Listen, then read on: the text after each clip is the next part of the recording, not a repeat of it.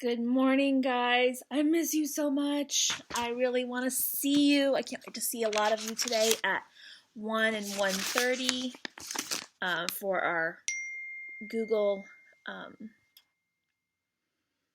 Sorry, I'm getting a text message.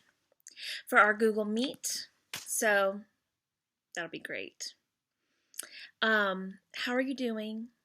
How are you feeling? Please comment on the Google Classroom and tell me how you're doing.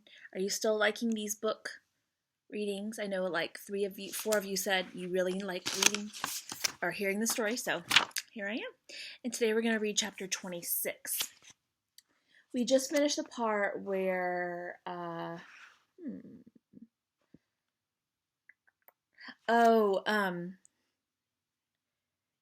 Connor challenged Avon to play guitar at the festival they're doing at Stagecoach Pass. And the only way he will go to Stagecoach Pass that day is if Avon performs guitar in front of everyone. And she's like, I am not doing it. Chapter 26. In most places, spring comes around March or April or even May. Arizona's whole winter is pretty much like springtime, with a few winter days scattered throughout. I can't say I was sorry not to have to trudge through snow everywhere I went. Things were really coming together for the festival. Dad found a website that had like 100 country western bands for hire listed on it. We had our pick, and they weren't even very expensive. Mom and I spent an entire day cleaning up the old stage in the closed-down rodeo arena. That was also where the food trucks would park, since we weren't having a rodeo. Connor and I had gone to 2 more support group meetings, and I got the feeling he was actually starting to enjoy them, even though he often gave Dexter the stink eye.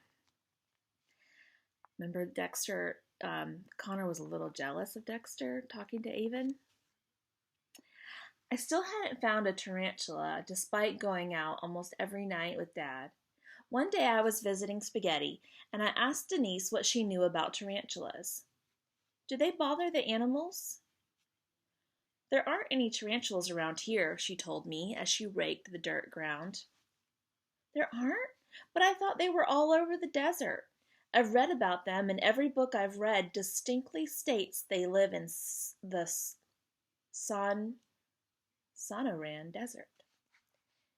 They should be here, but I guess with the city moving in on us like this, they've gone away. I rubbed at Spaghetti's sides with my feet. Yeah, but there's still a good chunk of desert right behind us. I'm always looking for one when I walk out there, but I'd never seen one. Denise stopped raking and wiped her brow. I guess there used to be a bunch around here, but they disappeared a while back. Henry says it was around 2004. I stared at her. They disappeared in 2004? But Henry can't remember anything. Nothing recent, Denise agreed, but sometimes he can remember things from the past. In 2004, I repeated to myself. Yeah, he said the last time anyone saw a live tarantula around here was in 2004. Denise went back to raking the ground. Who knows? He probably just made it up. I decided to go visit Henry. He was sitting in front of the soda shop in one of the rocking chairs. I stood in front of him and asked, When did the tarantulas disappear? In 2004, he said quickly and matter-of-factly. Why do you think that? I asked. Because, he said, and for the first time ever, his eyes looked clear and knowing to me. They left with her. I shivered, and not from the cool breeze. With who? I asked. He looked up at me, his eyes once more clouding with confusion. Who what? Who did the tarantulas leave with? He continued giving me his confused look. You want an ice cream, sweetheart? I sighed. No, thank you. I even visited Madame Myrtle to try to figure things out, but she was clueless about the tarantulas. She said maybe an exterminator came and took care of them in 2004.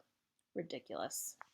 Connor, Zion, and I spent as much time in the storage building as we could, looking through old pictures and junk.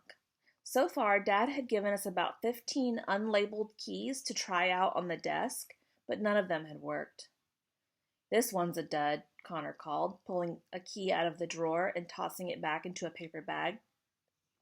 I frowned as I kicked a box in one corner of the shed. It was so old and brittle from the heat that it burst wide open, sending a wave of papers onto the floor.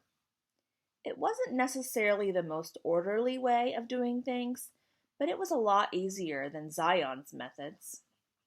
I sheepishly glanced over at him as he carefully removed old tape from a box and pulled the top back like the Mona Lisa might be inside. Zion shook his head at me. "Avon," he scolded, "do you have to make this place look like a tornado ripped through here?" "She's from Kansas," Connor said as he tried another key. "Tornadoes are in her blood." Connor grunted and then barked. "Dud." He pulled the key out. I sifted through the papers on the ground with my toes, trying to make out the faded writing. There were a lot of numbers and words like deduction and revenue and net. I had no idea what any of it meant, but I decided it was all far too boring to be important. "Whoa," Zion said, causing Connor and me to stop what we were doing and look at him. He had a book in his hands and was pulling something out from between the pages. "Whoa," he said again in a whisper. Connor and I walked through the junk to see what Zion was woeing about. He held up an old black and white photograph for us to see. A photograph of me, with arms, wearing the turquoise necklace, taken in 1973.